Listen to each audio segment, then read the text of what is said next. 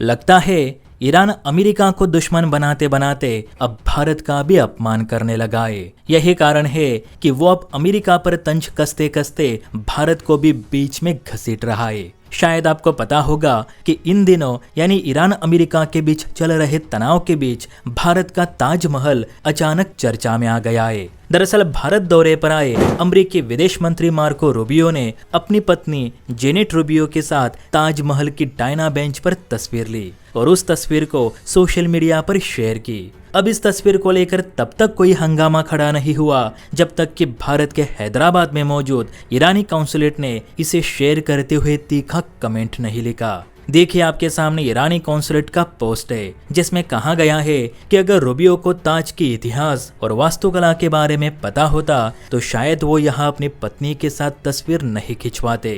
ईरानी consulate ने कहा कि ये स्मारक एक सम्राट की ईरानी पत्नी के प्रेम में बनाया गया था। इसे ईरानी वास्तुकारों की प्रतिभा से तराशा गया था। ताजमहल ईरान के कारीगरों का प्रतीक है जिसे हर कोई देखना चाहता है, इवन अमेरिकी सरकारी अधिकारी भी। और आज यही अमेरिकी सरकार ईरानी सभ्यता को मिटाने की धमकी दे रही है। तो भारत को ऐसे हथियारों से बचकर रहना चाहिए और ईरानी कारीगरों द्वारा बनाए गए ताजमहल को भी इनसे सुरक्षित रखना चाहिए। अब देखिए दोस्तों, आपसे दुश्मनी है तो जाहिर सी बात है कि ईरान अमेरिका पर जुलूस निकाले, लेकिन ताजमहल ईरान के कारीगरों का प्रतीक है, ईरानी सभ्यता का प्रतीक है, ये बात कहने की क्या जरूरत थी। ईरानी काउंसलेट के इस बयान ने भारतीय लोगों को काफी भड़का दिया। इस पोस्ट के बदले में भारतीय लोगों ने भी ऐसे रिप्लाई दिए कि क्या कहे।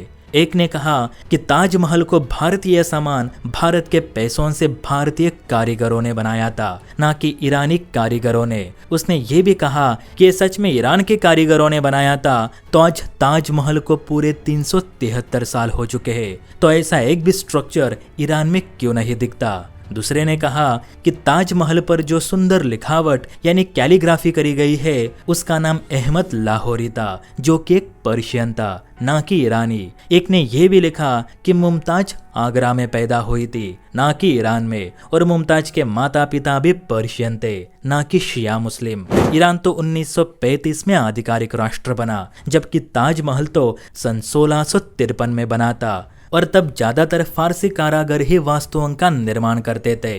तो ईरान अपने आप को और दुनिया को बेवकूफ बनाना बंद करे। कुछ लोगों ने गुस्से में आकर ये भी कहा कि ताजमहल ईरान की संपत्ति नहीं, जो ऐसे बयानबाजी करके उसे ईरानी सभ्यता का प्रतीक होने का दावा करता है। ताजमहल एक भारतीय धरोहर है जिसे युद्ध में खींचने का काम ना करे। हालांकि इस पर भारत सरकार ने कुछ नहीं कहा, लेकिन भारतीय लोगों ने सोशल मीडिया पर ईरानी कॉन्सुलेट को काफी अच्छी तरीके से आड़े हाथों लिया। अब आप ही बताना, ताजमहल को ईरान वॉर में घसीटने की क्या जरूरत थी। और गौर करने वाली बात तो ये है कि ये पोस्ट दिल्ली में मौजूद ईरान के दूतावास ने पोस्ट नहीं किया, तो हैदराबाद में मौजूद काउंसलेट ने किया है, जहां ना जाने कितने भारत विरोधी मुसलमान रहते। अब इस पर आप भी अपनी प्रतिक्रिया जरूर दे कि ताजमहल को किन कारीगरों ने बनवाया था। कमेंट जरूर करें। जय हिंद।